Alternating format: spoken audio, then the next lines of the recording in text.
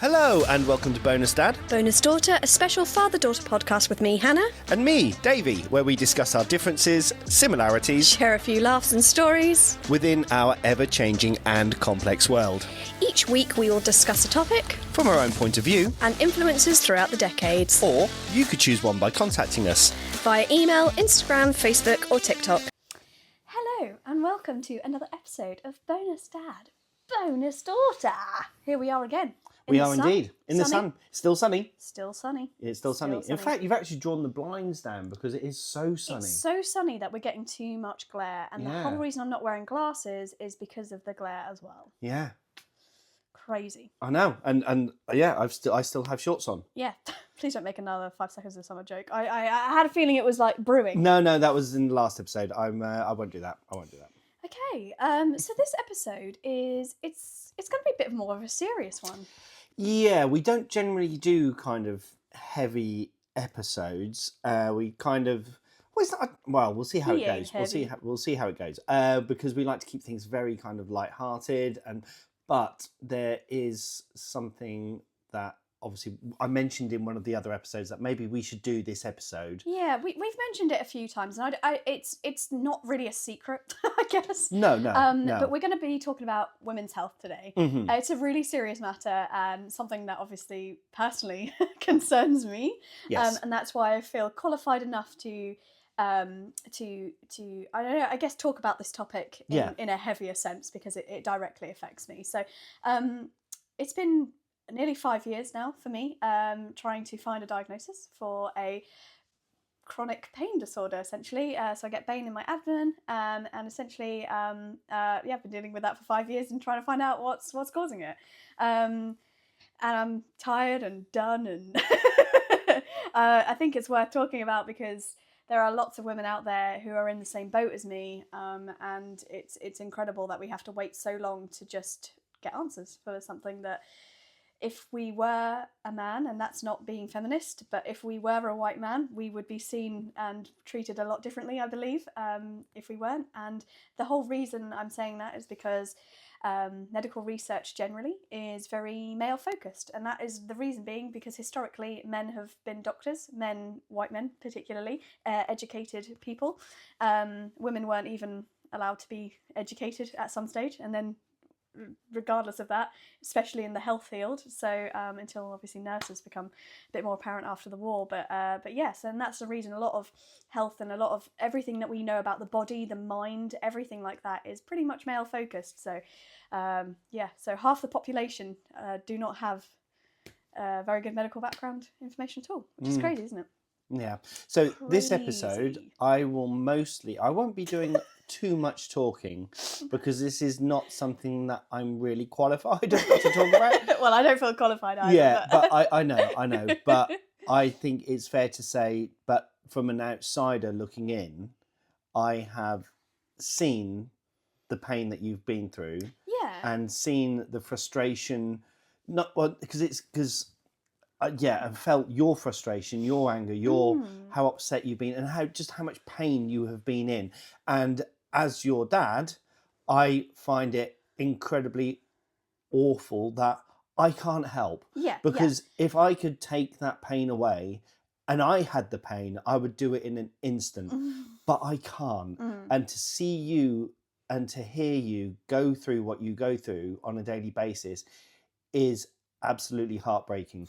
And I know your husband feels the same as well, because he would do exactly the same. And I think that's a really good point to bring up, to be honest. Like, it's this episode's not all about me, because at the end of the day, you know, my condition doesn't just affect me, it affects my family, it affects my husband more because he's the one that's caring for me on the bad days. And I think that's a really important thing to bring up, is the fact that it's not just the person that is suffering with the condition that it affects everyone around them as well. And that includes employers, friends, family, and also healthcare professionals as well. So yeah, it affects not just me, although it's me that's suffering with it. It doesn't. Yeah, but then you feel bad as well because it is affecting everybody else. I feel guilty because I feel like I'm a burden to everyone else. Which you're not. Which I know. You're not. You know that. Yeah. I do know that, but I also don't know that. You know, it's that kind of weird thing. So this one's going to be Yeah, so this episode's going to be quite deep. If this is triggering for anyone in particular, this is what we're going to be talking about today. Just move along to one of our episodes. We don't go into many heavy ones, so just move along. It's absolutely fine. Well, we're not gonna hate you for this one. So if this is a bit too sensitive, or if this is a trigger warning, we will be talking about women's health in all walks and all forms. And my story also has some triggering issues as well. So yeah, feel free to skip this one. But if you have wanted to remain and want to listen to us talk about women's health, we're going to carry on. Yeah. So, there's a massive gender health gap, which I've just kind of described between men and women. Again, this is not a feminist issue. This is just a fact. It just is what it is. Society's issue. It's a society issue. So women weren't even required to be part of US clinical trials until 1993. I was born in 1996, so only 3 years before I was born, and I'm still considered pretty young. Yeah. As recently as 2019, women made up only 40% of participants in clinical trials for major diseases, despite being over half the population are women. Only 24.6% of these studies between 2015 and 2019 had balanced female and male participation, and 70% enrolled mostly men again. 80% of animal studies use male animals as well. Women experience nearly double the rate of adverse drug reactions compared to men. That is just another fact. And many drugs, 76 out of 86 in one study, work differently in women than they do in men, and yet the dosage remains the same.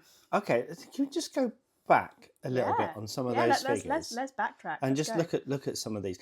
Just would you be able? I know we just said them, but for the video. Mm-hmm. Would you mind when you edit the video to maybe flash those statistics up as well? I think I can do that. You can do that? I think I can do that, yeah. But so this 80% of animal studies use male animals, but even for diseases more common in women. Yeah. Yeah? Yeah. So that in itself is just, you've got, I would imagine, I'm not a pharmacist or in any way, or chemist, biologist, but I would imagine your data would be off on that. Well, you would have thought, yeah. Yeah, your data's kind of skewed there. Yeah. Okay, so, and, so many drugs, 76 out of 86 in one study, work differently in women. Yeah, but the dosage isn't adjusted. Yeah, but the dosage isn't adjusted. Yeah, so men generally are likely to be taller, stronger, more muscle mass, whereas women tend to be smaller, more fat mass than compared to our male counterparts, yet the dosage is never really adjusted. So when women have adverse or hysterical reactions to drugs compared to men, that it's seen as hysterical or normal or this, because there is no testing for the women's side. So of course they're being told that they're being hysterical or they're being whatever they're being. And this is also a really massive case. I won't go into it, but there's a massive case for antidepressants as well. When women are given antidepressants compared again to their male counterparts, the dosage isn't adjusted. It is one dose for all, and that it kind of biologically doesn't really make a lot of sense. We have different hormones. We have estrogen and progesterone. You're more likely to have testosterone. So yeah, and we're talking, biological male, female as well here. We won't really go into the gender debate as such. No, but, we'll keep it as biologically male and female. Yeah, they're the differences that we're talking about. So, crazy. Yeah, it's crazy. It's so crazy. Yeah, so just going over some of these just looking at some of these stats here. So yeah, clinical trials until 1993 is just. Yeah, that's 93. 93. Only 3 years before I was born. Yeah, and that's all clinical trials. Yeah. Okay. Never included a female. Yeah. Okay. Yeah. Okay. So I'm going to talk a little bit about me for a little bit, and just kind of go over my story. I wanted to just kind of preface those random facts first about health in general. Yeah. We'll go into a little bit more granular about women's health now. So my journey, I will try and bullet point this as much as I possibly can. But basically, in May 2020, I experienced some excruciating stomach pain. caused me to vomit and collapse at work. I had an emergency test done straight away, even though it was in the height of the pandemic. Made this very isolating, very scary. But I had an emergency test, so I basically had an STI test, a pregnancy test, then I had an emergency ultrasound, and everything came back normal. I wasn't pregnant, didn't have any STIs, woohoo! And also, in the ultrasound, I had no evidence of a miscarriage or ectopic pregnancy either, which is great news. But what I had experienced at that time, they had equated to a miscarriage. That is what they believed I thought I had. So in terms of scale of I guess putting it into context, that's kind of what happened. But they didn't find actually any evidence of that once they had the ultrasound. So in May 2020, sorry, Hannah. May 2020. So how old were you at the time? So May 2020, 5 years ago, actually almost to the day, which is crazy. Sorry, I'm 28 now, so I was 23. 23 years old. I was 23 years old. Yeah, so I was quite young. By the September, I was told this was just painful periods. So this was May. I thought that was kind of just a one-off really bad period. So by the September, they were just like, oh no, these are just bad periods because all your test results have come back normal. I had a blood test and everything as well. By the December of that same year, my symptoms kind of just worsened. I was getting pain at ovulation and my period. And every single period I was dreading because I was vomiting, diarrhea, all the works. I basically had a stomach bug every time I had a period, which was a bit shit. Literally, yeah. Fast forward a little bit, I waited 56 weeks to see an NHS gynaecologist. So just to put that into context, that is well over a year. I was offered the contraceptive pill, even though I'd been on it already. I was also offered the combination pill and the mini pill, which are two different types of contraceptive pills. Which I did as well and had no effect on the pain or anything like that. Then I also had I had an attempted coil fitting, which is an IUD device, which is inserted straight into the cervix, but unfortunately they were unable to successfully input that. I was in too much pain. Then I had some surgery. It was diagnostic surgery. It's a laparoscopy in 2022. So this is 2 years after. Almost to the day, 2 years after I started experiencing these symptoms. So again, waited 2 years for these diagnostic tests. They showed no abnormalities. I was told simply that having a baby would fix it. And not to go into the debate that much, but me and my husband have sort of chosen not to have children, particularly at this stage, and maybe never as well. So this was not something that was an option for me. I wasn't going to have a baby just to stop my pain. For a small period of time. That felt very selfish to me. Just to have a baby just to better my quality of life would not give a very good quality of life to a baby that we necessarily didn't want. So yeah. I don't know how else to word that, but that sounded very blunt and very horrible, but that is just our view. I think, I think in this with things, I think this is your experience, Hannah. Yeah, this is you, and I think bluntness shouldn't be an issue here because this is. I'll carry on. Yeah, I just want to kind of just say that this is not anyone else's experience. What you're talking about now is your mindset, and I think it's fair for you to be blunt. Yeah, to be blunt. To be blunt. Yeah. In 2023, I had a medically induced menopause. It was a reversible one.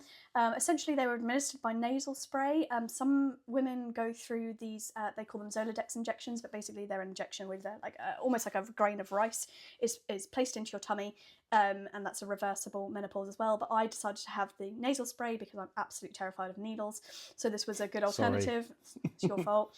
So I had the nasal spray. The nasal spray I had to administer every single day, made my nose itchy and hurt, but that wasn't the bad part. The bad part was the fact that I went through the menopause. So in 2023, so that's 2 years back from now. So what that makes me. So I went through the menopause at 26. Was that 2 years ago? Yeah, crazy, isn't it? Honestly, it seems like. And I would have thought that you just said like 6 months ago when. No, and my body still isn't right really from it. Like it's I've regained like my periods have come back and everything in full force as they are, but nothing else. Nothing like my skin.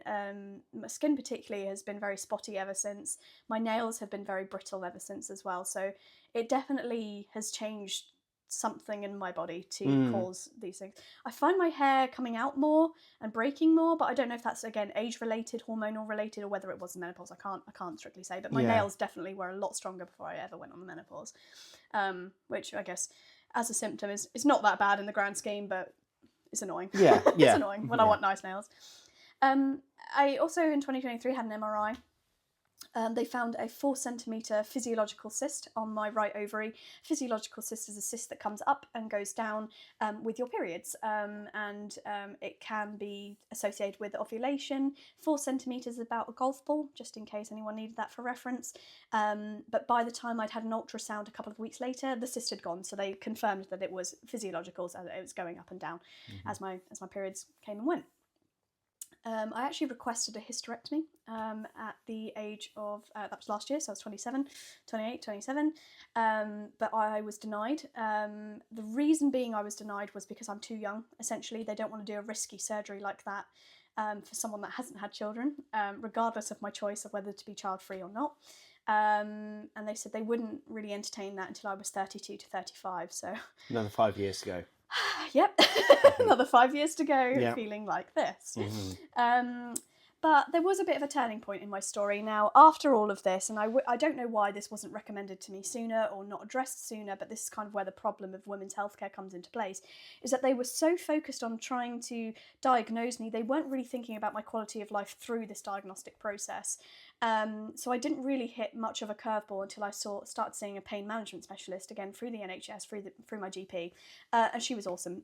So we tried a variety of drugs. I'm on a cocktail of things, and we've now sort of found one that makes my daily life fairly livable, but with the odd caveat that on my period or ovulation, or just when I'm having a bad flare-up, I'm still bedbound, still get really poorly, still vomiting on my periods and things like that. So while it has had a huge effect on my quality of life day to day, it still hasn't really solved the issue.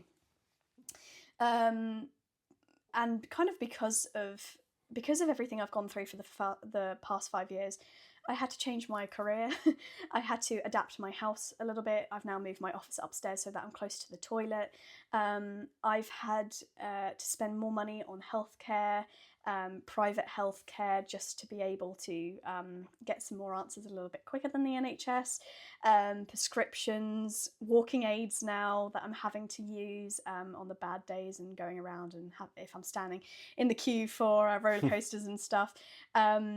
I've had to adapt my social commitments. I don't sing anymore in terms of with one person anymore. I don't sing in a band because I feel like I can't commit to that. If I'm poorly, I can't get to a gig, something like that. I've had to drop quite a few hobbies as well. Like I used to climb a lot of the time, but now because my stomach is the main issue, my abdomen, I don't have the core strength anymore to lift myself up a wall. So yeah, and last one is an automatic car.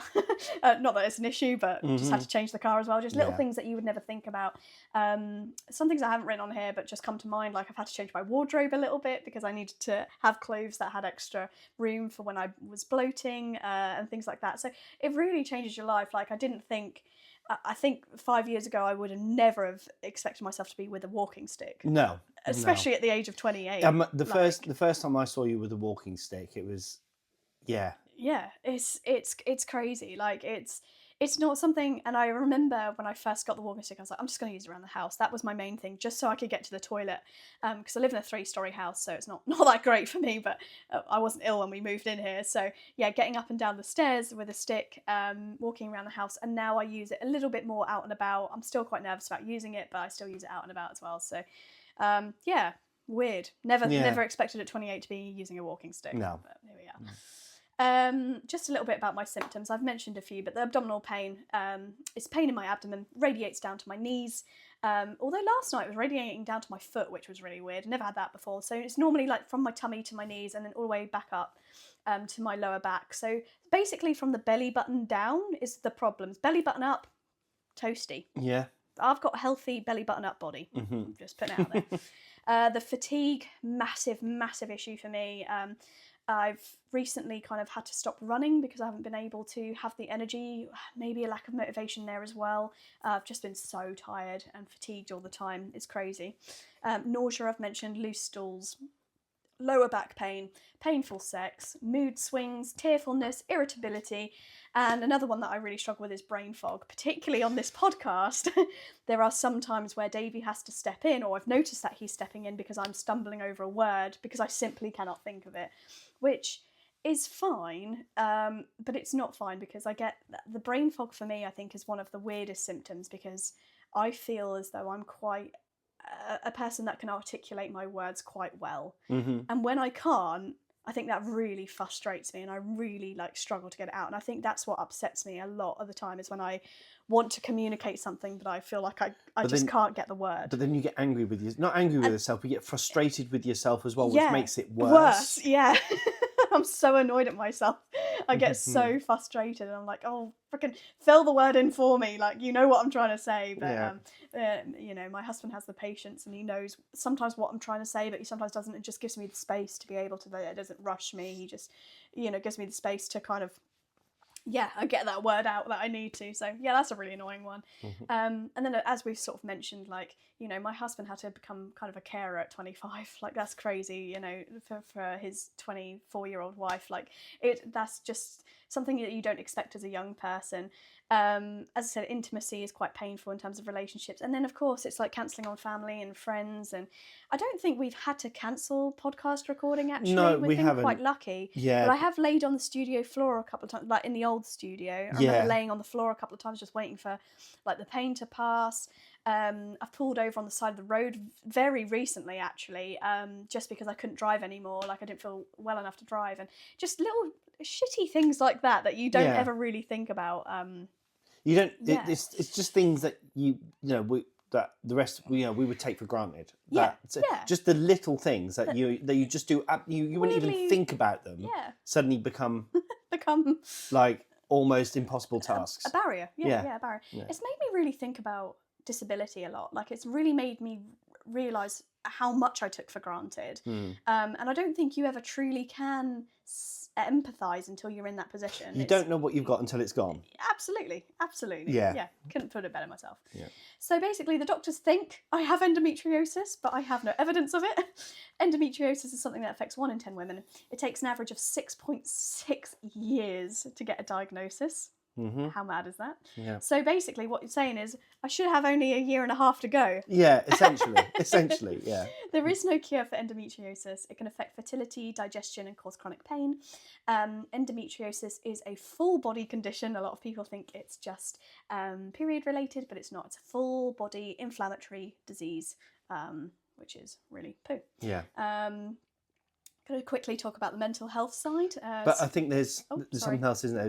You kind of missed out. You missed out that line there where people, and I think this is a really key one. Because I don't know why I missed that one. This is one of the ones where you would get upset the most. Well, you would tell me you were upset. Yes. About, and that is the fact that people didn't believe you about your pain. Yeah, I think. And you used to really. I mean, I don't know if you still do, but I remember those times where you used to get so upset the fact that you thought people weren't believing you in what you were going through. Yeah, I still feel that now a little bit. And I think that's what I wanted to touch on the mental health side. Yeah. Is that it's so strange having something in your body that you can't really explain or really there's no evidence of.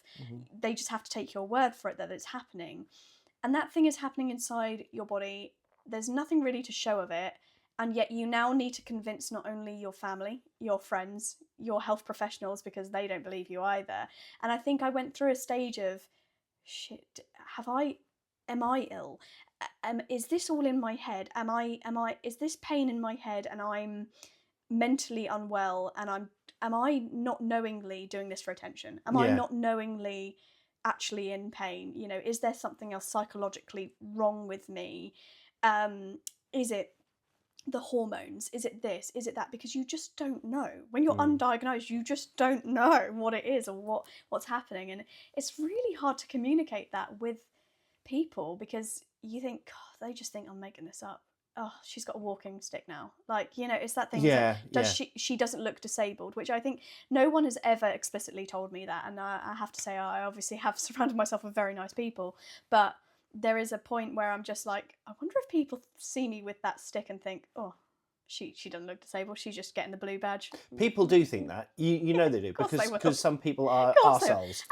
And but would I, you know, have I ever thought that in my time? Of course I have. Yeah. You know, I've thought that. I can be judgmental at times, and I've thought that. And now, having the condition, I'm like, oh, you know, I should have given credit to a lot of more people. But, you know, you just do. You grow, and you realise this when you get older. But again, you know, and you know as well that you make a psychological, you make an assessment of someone in a few seconds. You look at someone and you immediately make an assessment of that person. Yeah. And so with something like that, people would look at that specifically because it's out of the norm. Your eyes are drawn to it, and people will go, "Oh, does she really need that?" Yeah, does she? Yeah. Because one thing that when we went to Thorpe Park, okay, so you had your walking stick with Thorpe Park. Yeah.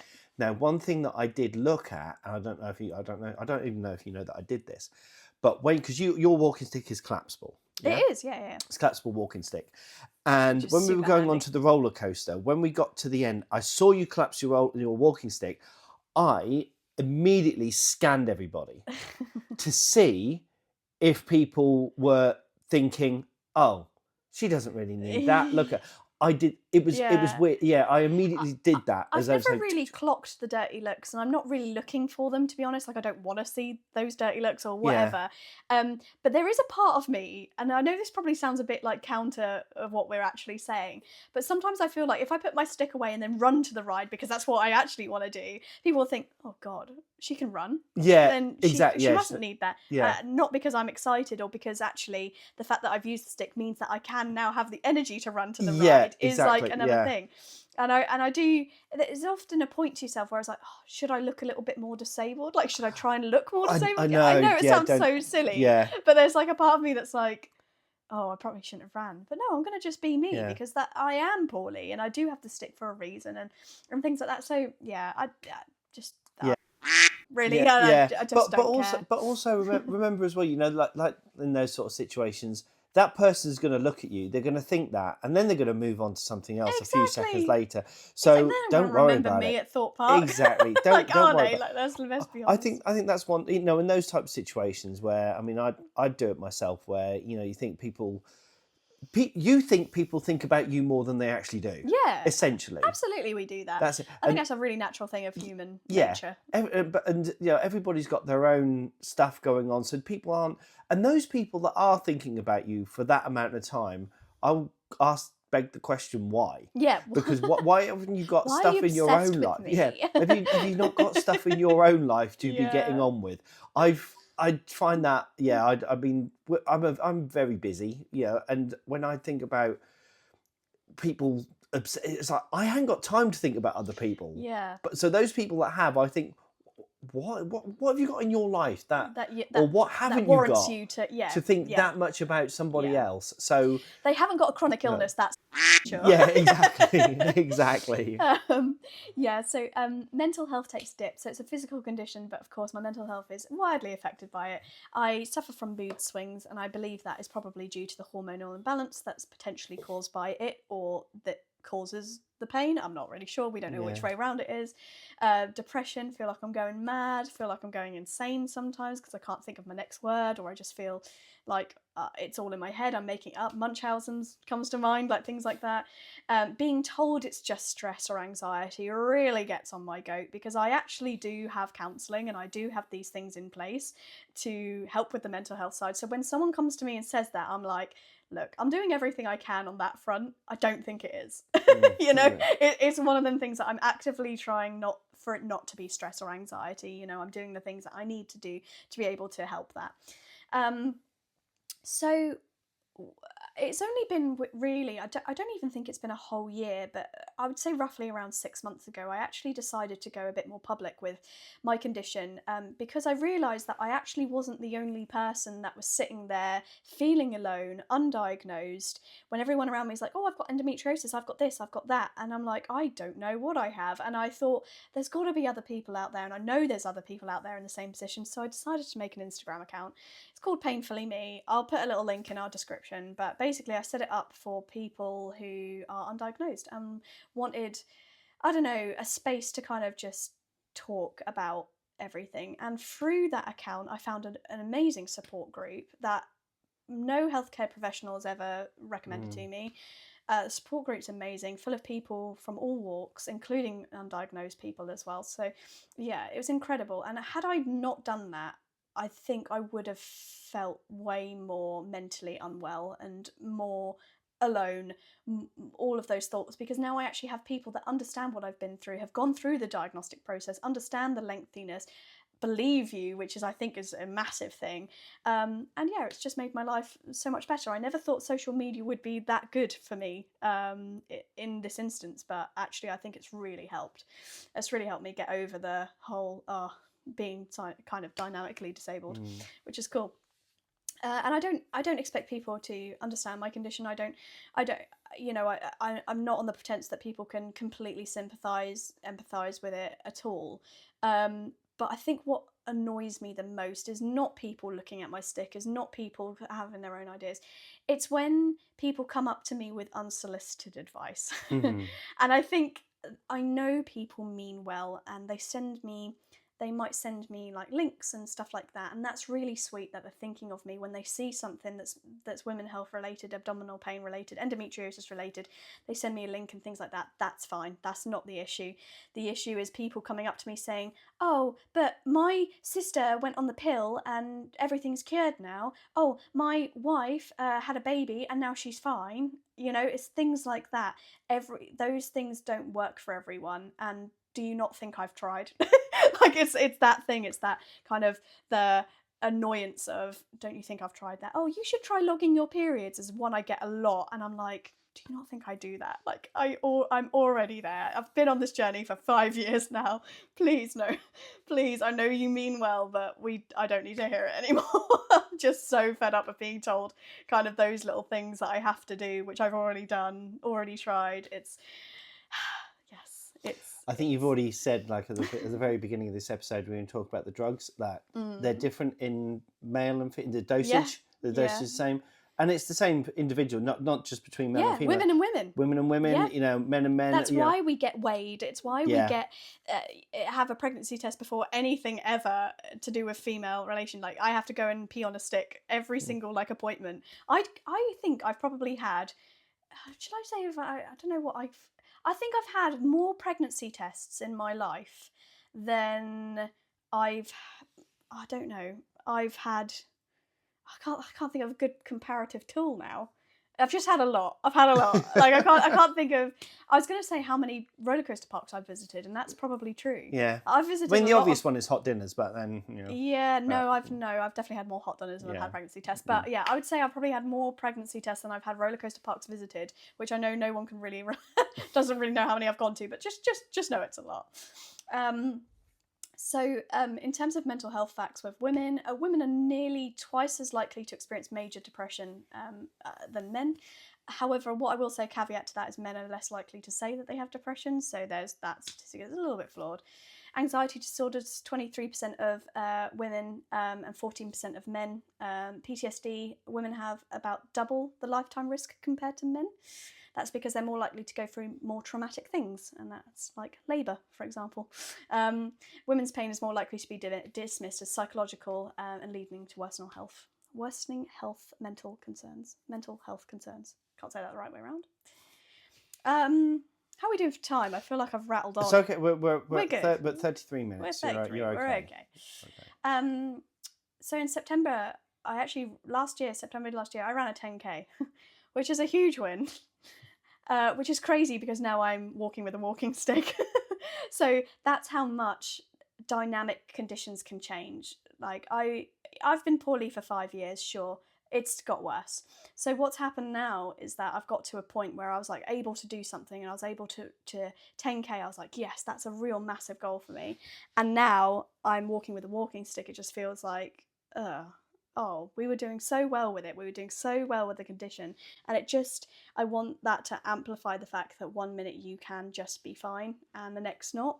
And that's why you should take every day as it comes. And I know it sounds cliche, but it's like you should, just live every day to your fullest, best that you possibly can, because you don't know when things will change. Mm-hmm. Yeah. So and again, don't take things for granted. And don't take things for granted. Don't take things for granted. Yeah. Because you don't know what you've got until you've lost it. No, and people that I was running with in that 10k, you don't know the people around you. You don't know what they're going through, mental, physical, whatever. I ran that 10k knowing that I had a chronic illness under my belt, and there's lots of people around you, and just because you look healthy doesn't mean that you are. I think a lot of people with conditions, they can either, I think there's one of two ways you can go. You can have a condition and give up, which is, that's fine if that's the way you want to go. If you want to not give up, but if you want to slow down, take a breather, that's absolutely fine. And there's some people that just rock right over it, and they have the opposite effect where they just go and go and go and do so much. And there's problems with that too, because you overwork yourself, you burn out, and then you're more ill. So there's definitely a balance that you have to find there. And I know I really, really struggle with that, being slower and being faster. I love being fast-paced things are great, but then when you go and slow down, you feel lazy, and then you feel like you're a burden, and it's just like that.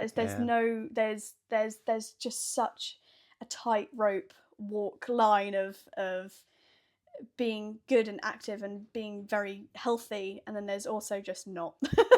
and it's finding that balance, but yeah. I guess we could just go on to let's go on to diagnostic delays and misdiagnosis, I think. Okay. So women with this is just a crazy stat, but women with heart attack symptoms are 50% more likely to be misdiagnosed. Do you know why? Do you know what the reason is for that? I think it's because heart attacks, particularly, every single test, every single medical bit of research is done on a man. So in a woman, it represents differently. Right. Men, when you think of heart attack, you think, oh, left arm gone numb, chest pain, right? Yeah. In women, it can be I think I've got it here. Middle-aged women with cardiac symptoms are twice as likely to be labelled with a mental illness. Across the board, we're more likely to be told it's stress before anyone checks what's actually going on. Mm-hmm. So immediately when a woman walks into a room, it's stress, it's anxiety, it's mental. Okay. And I think I read somewhere, I didn't write it down unfortunately, but I think I read somewhere something about a heart attack in a woman. It can be almost like a digestive issue first, before it's not, which I understand makes it very difficult to diagnose, because if you've got digestion issues, you think, oh, IBS, something like that, something to do with your tummy. But yeah, I don't really know, and I can only assume that it's just the lack of research once again in women's health would be my guess. Yeah. Reproductive health and period pain. So period pain has been normalised to the point of invisibility. Mm-hmm. So you'll see a lot more now than you ever did when I was at school that period pain is normal. Period pain is not normal. Period pain is not. Mild cramping, yeah, you can cope with that. But not being able to get out of bed, to walk, to dress yourself, to get to school, to get to work, that's not normal. Do you think as well that... Suck it up. Yeah. That's what it is. But do you think as well it's... female, the kind of menstrual cycle is still, well, not so much now. I think it is getting slightly better, but I think there's that whole it's a taboo subject about it. I do. I think a lot of women, like when I talk about my period, I do find myself apologising, saying, "Oh, sorry, I'm just going to be a bit like, but why am I apologising? Why am I saying sorry? It's something that every person with a womb has. Yeah. Majority of people with a womb have a period, and I don't understand why it should be it should be no different to, well, I'm just trying to think of a male condition. I guess erectile dysfunction would be the best kind of comparative tool that no one wants to really talk about because it's a pride thing, I guess, with men in particular, I would say. But with women, a period is so natural, and so it's not disgusting. It's not even unhygienic, really. Blood is blood. Exactly. People feel uncomfortable with blood, and that's absolutely fine as well. But it's that kind of, it's that taboo subject. But I think we're getting better. There was something I read recently as well. I think it's only in the last 5 years that period like advertising commercials and things have actually used red liquid on period products. Oh yeah, it used to be blue. blue. Yeah, it used to be blue. Yeah, because they've realised that by having blue on there, it doesn't mean anything. And also, I've recently found out that period blood has not been tested on period products for a very long time. They've always used water, which has a different consistency to blood. Yeah, of course it does. How crazy is that? That they're not even using the biological product that they know is going to be going into that like tampon, sanitary towel, whatever. They've been using water all this time. Like what? Yeah. Crazy. Yeah. But also, I think I'm one of those people where you can have that conversation with me and it doesn't faze me. But I know there are a lot of people out there who haven't got the same kind of and I don't feel uncomfortable talking to you about it either, which I think is a huge thing as well. It goes both ways. I think it's the comfortableness of the person and then the person listening as well. I think that's a massive distinction. I think there has to be comfortableness on both sides. But I think there's probably I'm not assuming, I think this is probable that there's going to be a lot of people out there that haven't got the relationship with their husbands, with their fathers, with brothers, cousins, that they can have that conversation friends. With someone. So there's quite possibly quite a few people out there suffering and haven't got that support network. I'm very lucky. And that is quite sad. I'm very lucky and fortunate to have that support network, and I'm definitely one of these people that do. And I think that's another reason why I wanted to create my Instagram account, was because I know there are people out there that don't have that support, and I think that was why I wanted to do what I did and share my story. It's all very positive side of things. I've got a couple of negative things on there just because that's just how my mind goes sometimes, because you can't be positive all the time about it.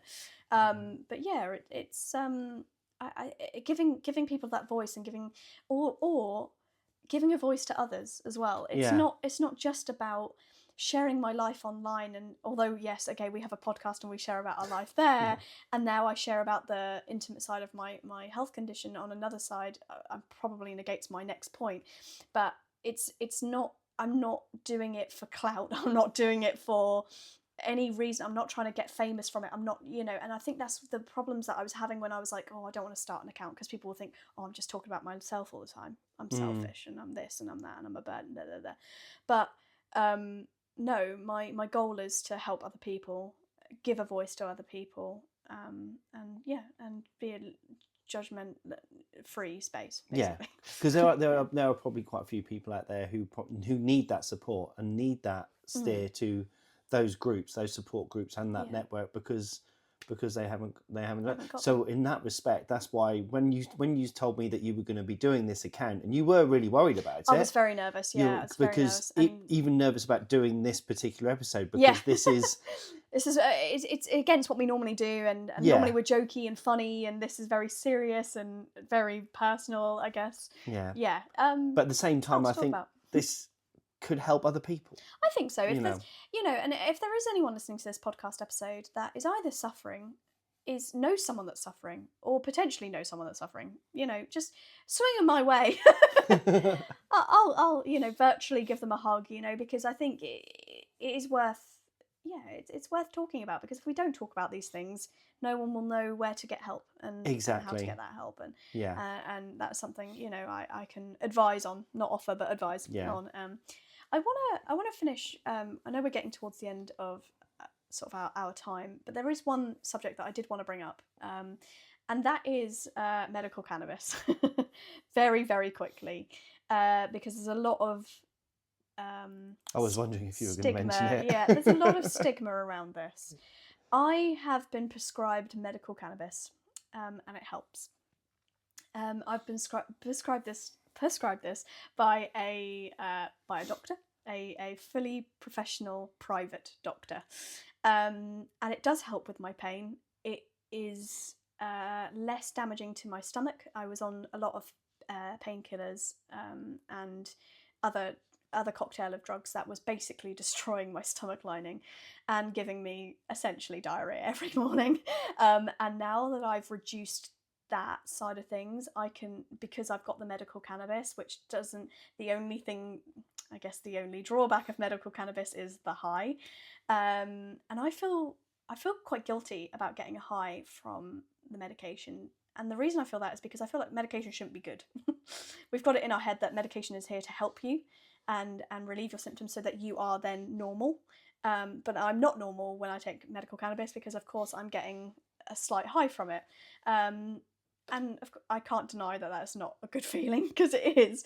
But that makes me feel so guilty because it's so controversial. It's a controversial topic, particularly in the UK, I think. And having a good side effect, it reduces the pain, it helps me sleep. And I feel like I shouldn't be getting these good things. I don't know why, but I feel like I shouldn't be. It shouldn't be good. It shouldn't feel good. I know it's so hard. It's yeah. I feel guilty about that. I feel very guilty. I could say quite a lot now. Yes, you could. On this subject. And having to justify my treatment. Yeah, is, yeah.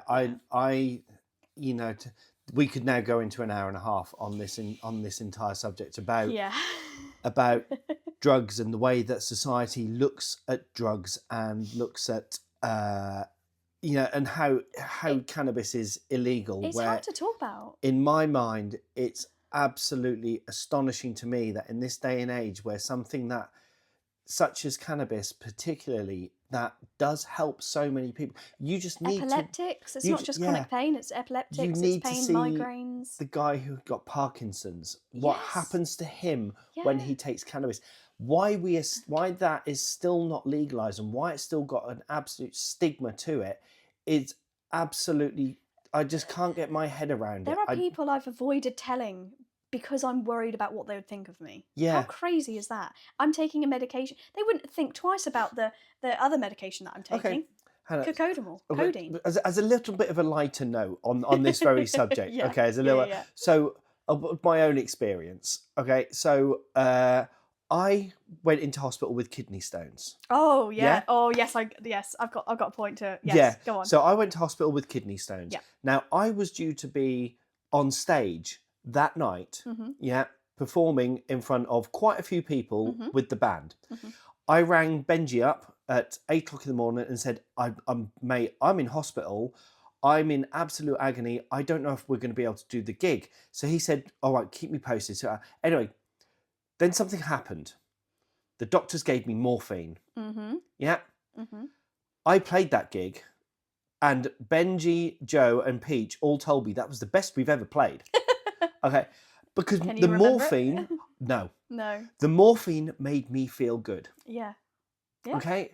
It got rid of the pain and I felt great, even though I still was suffering from kidney stones. I went out on stage. So that blows that argument right out of the water. It does. And things like morphine, yes, you could say, well, why don't they describe it? I know morphine's an opiate, and then we're going into the whole things of... That's what I just said. Yeah, that's what I was going to make a point was that morphine is an opiate, and opiates are highly addictive. Exactly. So that's why I'm on medical cannabis, because cannabis in itself is not addictive. No. And having opiates and being opiate dependent is not good. And I have recently come away from opiates. I used to take cocodamol. I do still take cocodamol on the really, really bad days, but not now every day, which is good.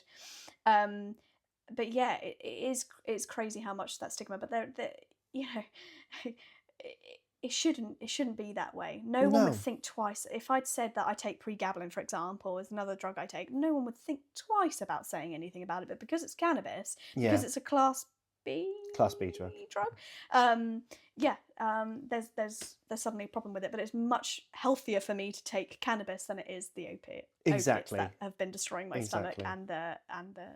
I mean, as part of, and one of the reasons why I feel so strongly about cannabis and certain chemicals and the like is because during psychology, when I did do a study on how addiction works and what actual addiction is, and like I said, I won't go into it now, but there's a fascinating TED talk on the study of addiction, which is basically what I studied. That was my case study that I did when I studied psychology and addiction and drugs and how it kind of all works together.